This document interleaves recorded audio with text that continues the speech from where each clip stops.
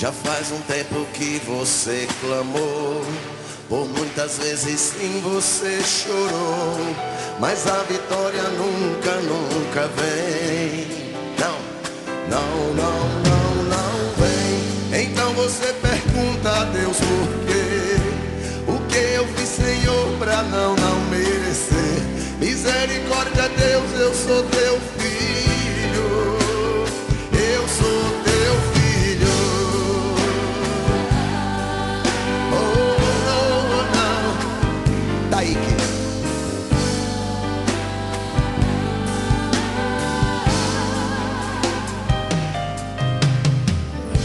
pergunta pra si mesmo onde está Deus, que tantas coisas boas prometeu, mas essas coisas nunca, nunca vêm.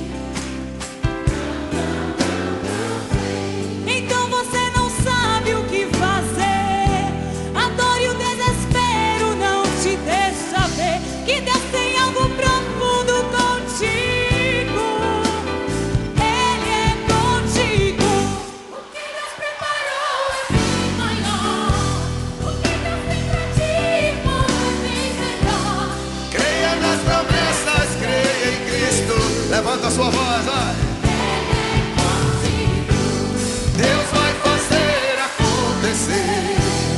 O teu inimigo não vai entender.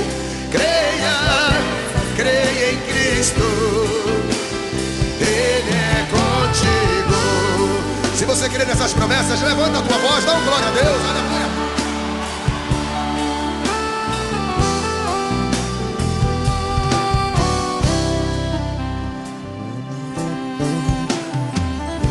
Pergunta pra si mesmo onde está Deus, que tantas coisas boas prometeu, mas essas coisas